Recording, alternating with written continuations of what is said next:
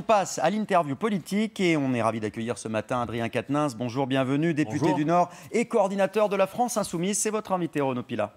Bonjour Adrien Quatennens. Bonjour Renaud Pila. Merci d'être avec nous ce matin. Alors, 4 jours d'un sommet marathon à Bruxelles, un accord au forceps.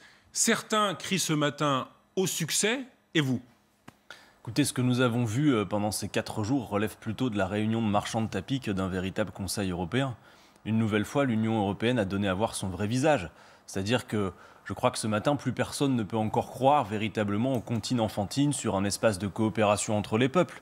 Ça rappelle d'abord et avant tout que l'Union européenne est un espace de compétition exacerbée entre des États membres qui essayent de jouer d'abord et avant tout leurs intérêts. C'est l'esprit de compromis. Il faut toujours trouver un compromis lorsqu'on est 27. On n'est plus dans le compromis, on est dans la compromission et surtout toujours dans la compétition et donc pas à la hauteur des grands objectifs que nous avons à affronter, des grands défis qui nous font face. Mais surtout, je dois dire que c'est un échec cuisant pour Emmanuel Macron qui ce matin, de bon matin, claironne la victoire. Mais en réalité, regardons un peu dans le détail. D'abord, le commissaire européen Thierry Breton, mais également le Parlement européen, disait que pour faire face à la crise que nous avons sous les yeux, il faudrait quelques 2000 milliards d'euros de plan de relance. Ça, c'était l'idéal, effectivement. Ça, c'était l'idéal. On est à 390 milliards. Le Parlement européen s'était prononcé là-dessus. Emmanuel Macron et Mme Angela Merkel avaient un accord bilatéral souhaité sur 500 milliards de subventions. Ces subventions ont fondu comme neige au soleil, il n'en persiste même pas 400 milliards. Premier échec d'Emmanuel Macron. Emmanuel Macron disait vouloir préserver le budget de la PAC. Ce budget va subir des coupes historiques, et y compris s'agissant des budgets relevant de la transition écologique pour le modèle agricole.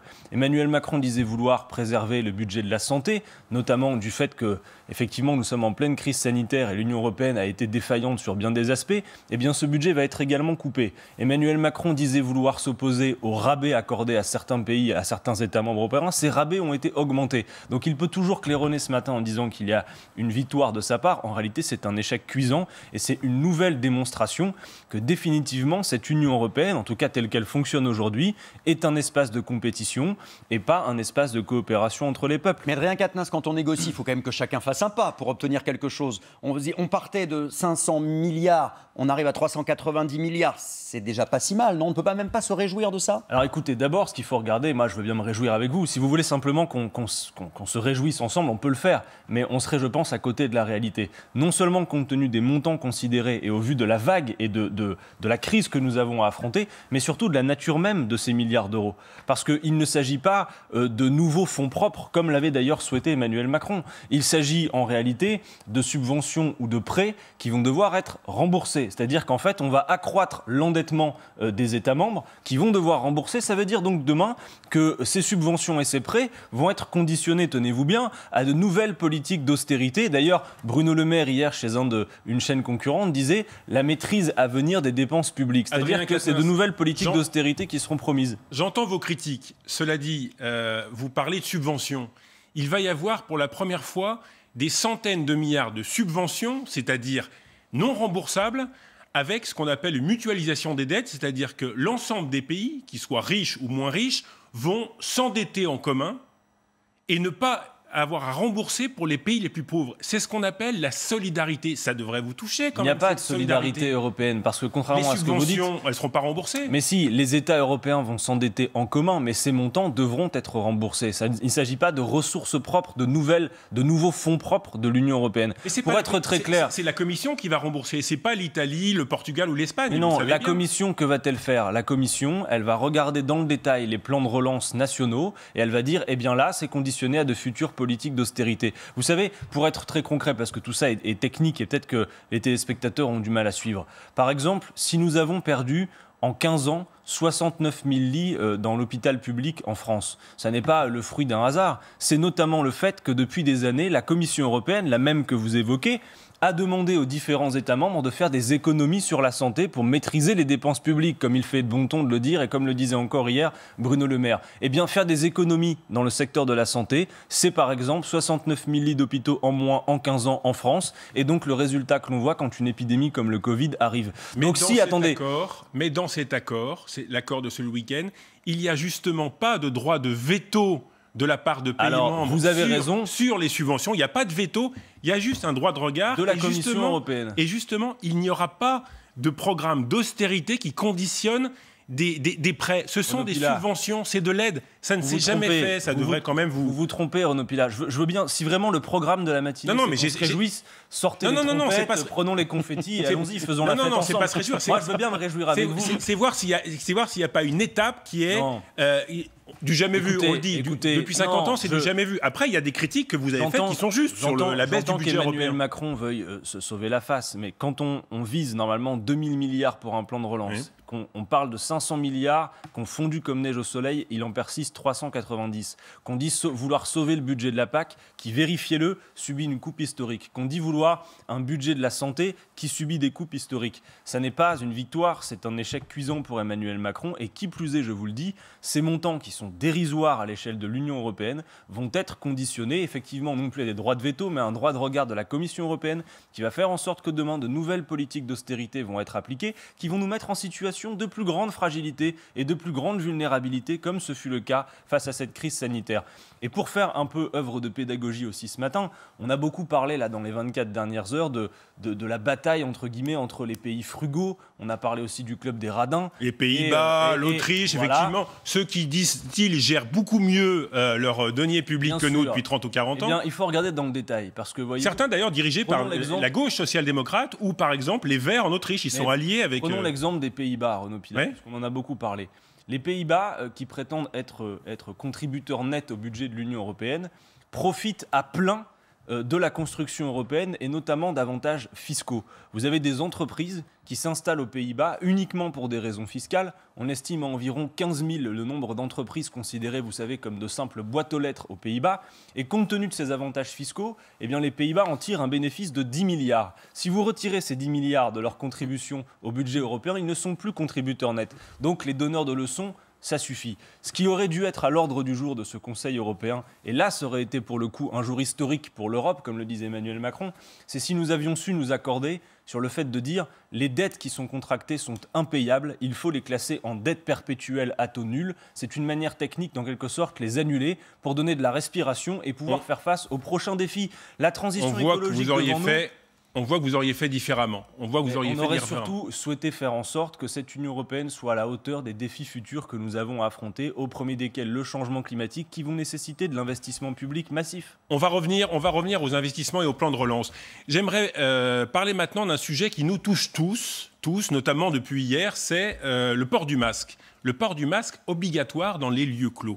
Est-ce que vous saluez cette décision ? Est-ce qu'elle est arrivée trop tardivement ? Et comment vous voyez la gestion sanitaire, en tout cas sur cette question du port du masque par le gouvernement ? Renaud Pilat, d'un point de vue sanitaire, d'abord, ce que j'observe, c'est qu'on voit bien que le virus circule toujours, qu'à l'heure où nous nous parlons, il n'y a pas de traitement ni de vaccin, et que la circulation du virus dans beaucoup d'endroits du pays semble s'accélérer. Alors par conséquent, j'appelle à la plus grande prudence et au respect strict des consignes sanitaires et des gestes barrières. C'est vrai qu'après avoir subi toutes et tous le confinement, il y a eu parfois, on le voit, une sorte de relâchement. Il ne faut pas relâcher les efforts. Donc le port du masque obligatoire, c'est une bonne chose ? C'est une manière de vous protéger vous et de protéger autour de vous. Maintenant, politiquement, je dois bien constater une chose, c'est que forcément que l'opinion publique, que les Françaises, les Français ont du mal à suivre. Parce que le ministre de la Santé qui aujourd'hui adjure qu'il faut porter le masque en quelque sorte de manière obligatoire, était le même qui au mois de février dernier, enfin à la fin du mois de février, je crois le 28 février, déclarait que... C'est vrai que les positions ont évolué. Elles ont évolué depuis 24 heures. Est-ce que Renaud Pilat, arrêtons-nous un instant. Les positions ont évolué, pourquoi ? En fonction des stocks. Ouais. Maintenant, on a les stocks. Quand il n'y avait pas de stock de masques, on disait ça sert à rien de toute façon, voire même ça ne protège pas véritablement que de le porter. Maintenant, on sait qu'il y a des surstocks, on oblige à le porter. Alors justement, Adrien Quatennens, sanitaire, il faut le porter. Maintenant, dire une chose, c'est que s'il est obligatoire, c'est-à-dire s'il faut le porter dans tous les lieux clos, et si en plus le fait de ne pas le porter fait que vous pouvez avoir une amende de 135 €, ça pose la question de l'accessibilité et du prix. Et vous devez savoir que compte tenu du fait que ces masques sont à usage unique et que pour certains d'entre eux, on ne peut pas les garder plus de 4 heures. Deux fois par jour, il faut le changer, absolument, il y a un budget. Eh bien, imaginez ce que c'est pour une famille de 4 personnes, par exemple. C'est 228 €. Que proposez-vous, du coup ? C'est 228 € par mois. Nous avons fait une proposition de loi à la fin du mois d'avril à l'Assemblée nationale, laquelle a été balayée d'un revers de la main par les macronistes, comme tout ce qui ne vient pas de leur banc, pour la gratuité des masques. Les masques, s'ils sont obligatoires, et donc il faut les porter, doivent être disponibles et gratuit. Remboursé par la Sécu ou distribué aux gens de manière gratuite, directement dans la boîte aux lettres? Pris en charge par l'État ou distribué, effectivement. Et puis, si on a besoin de budget pour cela, il y a des choses que l'on peut faire. Nous avons fait circuler une pétition pour, effectivement, le rétablissement, par exemple, de l'impôt de solidarité sur la fortune. C'est 4 milliards d'euros qu'on pourrait récupérer immédiatement et qui pourraient servir à la planification sanitaire et notamment à financer la gratuité de ces masques. En tout cas, pour vous, si le masque est obligatoire, il doit être gratuit et accessible à tous, C'est une évidence, sans avoir à payer quoi que ce soit. Que ça coûte énormément, comme c'est le cas aux familles, c'est un principe d'égalité. Un mot sur les tests. Est-ce que autour de vous, vous avez l'impression que c'est facile de se faire tester, ça reste trop cher, il faut améliorer le système? J'observe qu'il y a effectivement des défaillances et des difficultés à accéder aux tests, mais je dis que c'est très important qu'on puisse le développer. On avait parlé d'une montée en puissance jusqu'à 700 000 par jour, par semaine, je crois. Et en réalité, on voit qu'on est autour de 350 000. Donc on voit bien qu'on peut encore monter en puissance, que certains ont des difficultés à prendre les rendez-vous en laboratoire pour se faire tester. Puis moi, je dis encore, et ça va avec la prudence, c'est qu'on voit que nous ne sommes pas égaux face à ce virus.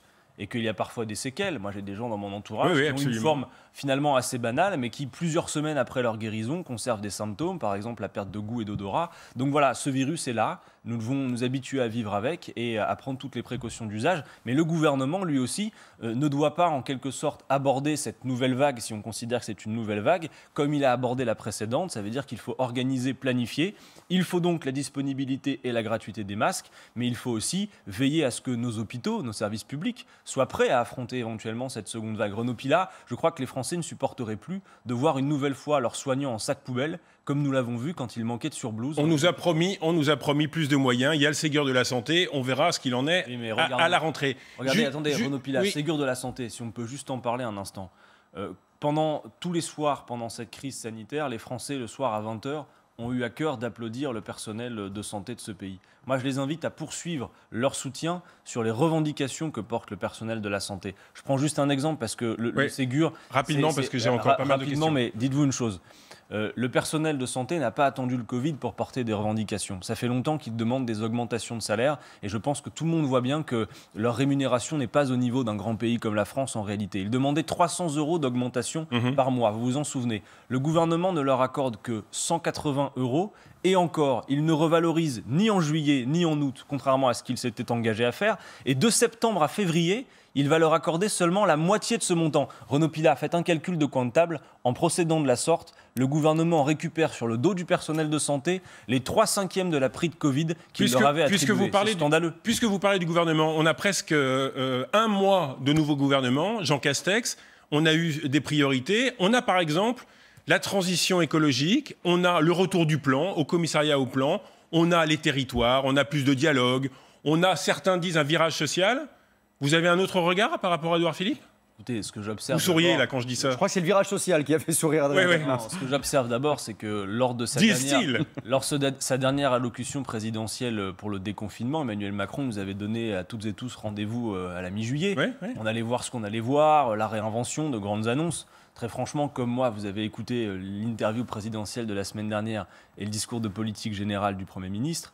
On n'a pas eu grand-chose à se mettre sous la dent.